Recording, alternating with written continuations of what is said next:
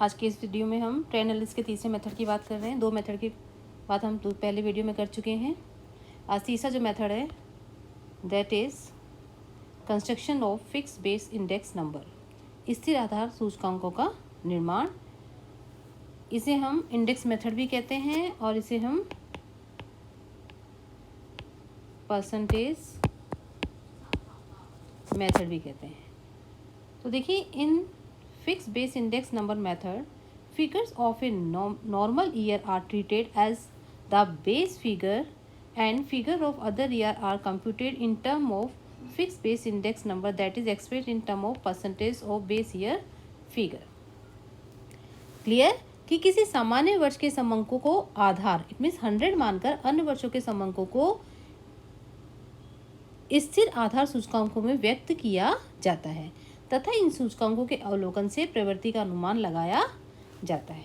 तो देख लीजिए, एग्जाम्पल के साथ हम देख लेंगे। हमारे सामने एग्जाम्पल है, present the given sales in 1000 and number of unit sold of ABC limited computed the trend analysis trend index of sale and computed on the trend. Year हमें दिए हुए हैं 9, 10, 11, 12, 13, 14। सेल्स दी हुई है यूनिट्स में 2009 में 5600, 10 में 8000, 11 में 8800, 12 में 9600, 13 में 10200, 14 में 12200 और सेल्स इन 1000 114 2009, 210 211 में हो गया, सॉरी 2011 में हो गया 280, 2012 में 315, 400 2013 एंड 520 2014। सॉल्यूशन हमारे सामने है दैट इज़, तो देखिए इसे कैसे कैलकुलेट करना है वो हम देख लेते हैं। Computation of fix base index number of sales, year हमने लिख दिया फर्स्ट कॉलम में 2009, 2010, 2011, 2012, 2013, 2014। अब सेल्स यूनिट देखिए, 9 में 5600, 10 में 8000, 11 में 8800, 12 में 9600, 13 में 10200, 10,200 और 14 में आ गया 12,200। क्लियर। हम निकालेंगे सेल्स क्वांटिटी इंडेक्स। तो देखिए कैसे निकालना है। बेस ईयर हमने मान लिया किसे, 2009 को 100 मान लिया है। तो अब निकालते चले जाइए, कैसे आ जाएगा 5600 divided by 5600 multiply by 100 equals to 100। Second में आ जाइए, 8500 डिवाइडेड बाय 5600 मल्टीप्लाई बाय 100 142.86। फिर आ जाइए 2011 में 8800 डिवाइडेड, अच्छा 8000 है, हाँ 8800 डिवाइडेड 5600 मल्टीप्लाई बाय 100 157.14। 2012 9600 दी हुई है हमें सेल्स यूनिट। तो देखिए 9600 बेस ईयर हमारा है 2009 that is 5600 multiply by 100 equal to 171.43।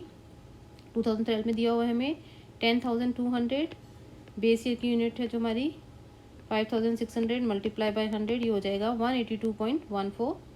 फिर 2014 में है 12,200 divided by base year unit sold जो है और multiply by 100 equals to 217.86। Clear. इस तरह से हम निकालेंगे सेल्स क्वांटिटी इंडेक्स। उसके बाद हम निकालेंगे रुपीज़ में जो सेल्स है उसकी बात करेंगे हम। सेल्स रुपीज़ 1000 और बेस ईयर अपना 2009 रहेगा। देखिए इसमें 114 2009, इन 2010 में 200 है, 2011 में 280, 2012 में 315, फिर 13 में 400, 14 में आ गया 520। सेल्स वैल्यू इंडेक्स देख लीजिए कैसे निकालेंगे। 140 डिवाइडेड बेस ईयर ही हमारा 140 इंटू 100 आ गया है। 2010 में देखिए 200 बेस ईयर कितना है, बेस ईयर में 140 इंटू 100 142.86। फिर 2011 में देखिए ये है 280 डिवाइडेड बाय 140 मल्टीप्लाई बाय 100 200। फिर 2012 में 315 बेस ईयर का है 140 इंटू 100 ये आ जाएगा 225। 2013 में 400 दी हुई हैं sales divided base year sales multiply by 100 285.71। फिर 2014 में कितनी दी हुई है 520 divided base year cell 140 multiply by 100, ये आ जाएगा 371.43। क्लियर। अब हम निकालेंगे selling price per unit. Base year अपना वही रहेगा 2009। देखते चले जाइए कितना दिया हुआ है 140 1,40,000, इस हिस्से से कैलकुलेट करेंगे डिवाइडेड बाय 5,600 बेस ईयर की जो यूनिट दी हुई है equals to 25 rupees per unit. ठीक है। 2010 में आ जाइए कितनी दी हुई है सेल्स, ये है 2 लाख। क्लियर। यहाँ देखिए 2 लाख दी हुई है और per unit sales in unit जो है 2010 में 8,000, ये आ गया 25। फिर 2011 में देखिए ये दी हुई हैं 2 लाख डिवाइडेड बाय 8,800, आ जाएगा 31.82। 2012 में आ जाइए 12 में दी हुई हैं 3,15,000। ठीक है। यहाँ देखते चले जाइए 3,15,000 डिवाइडेड बाय 9,600 32.81। क्लियर। 2012 में दी हुई हमें sales, this is 4 lakh divided by 10,200, ये आ गया 39.22। 2014 में दी हुई हैं कितनी दी हुई हैं 520, तो 5,20,000 divided by 12,200 equals to 42.62। Clear. ये आ जाएगा सेलिंग प्राइस पर यूनिट। अब निकालेंगे सेलिंग प्राइस इंडेक्स। देखिए 25 दिया हुआ है, 25 बेस ईयर इसे ही माना है, 25 को multiply by 100 equals to 100। Clear. फिर दे दीजिए 2010 में दिया हुआ है 25 बेस ईयर का 25 इंटू 100 100। फिर 2011 में 13.82 डिवाइडेड बाय बेस ईयर की selling price per unit 25 equals to 127.28। फिर 2012 में आ जाइए 2012 में दी हुई है 13.81 बेस ईयर की यूनिट है, सेल्स प्राइस पर यूनिट 25 100 आएंगे ना इंटू 100, यह जगह 131.24।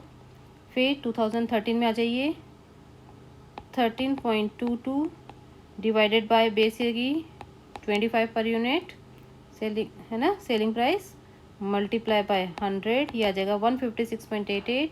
और 2012 में आ जाइए 42.62 डिवाइडेड बाय 25 मल्टीप्लाई बाय 100, ये आ जाएगा 172.48। तो देखिए ये शायद 170 .48। तो इस तरह से क्या निकाल लेंगे हम, ये पूरा इंडेक्स नंबर से हम पूरा कैलकुलेशन कर लेंगे। और इसका इंटरप्रिटेशन इस तरह से किया जाएगा कि वर्ष 2009 की तुलना में वर्ष 2014 में बेची गई जो इकाइयाँ हैं वो कितनी गुना हो गई, 2.18 गुना हो गई हैं। जबकि जो विक्रय की राशि है वर्ष 2009 की तुलना में वर्ष 2014 में 1.72 गुना हो गई है। कंपनी ने विक्रय की मात्रा इकाइयाँ इट मीन्स को बढ़ाने के लिए प्रति इकाई विक्रय मूल्य पर यूनिट जो है विक्रय मूल्य उसमें धीरे धीरे कम करने की नीति अपनाई, जो हमें साफ दिख रहा है इससे इंडेक्स से। इससे यह स्पष्ट होता है कि कंपनी प्रति इकाई औसत लागत घटाने एवं बड़े पैमाने पर उत्पादन करने में सफल हुई है, जिसके कारण 5 वर्ष में उसके द्वारा बेची गई इकाइयाँ की संख्या 2.18 गुना हो गई है। क्लियर। कंपनी की प्रभावी लागत नियंत्रण जो पॉलिसी है एवं जो प्राइस पॉलिसी है इट मीन्स वो बहुत ही प्रशंसनीय है, जिससे लाभदायकता एवं निरंतर विकास की प्रबल संभावना व्यक्त होती है। क्लियर। तो इस तरह से पूरा इंडेक्स नंबर कैलकुलेट किया जाता है।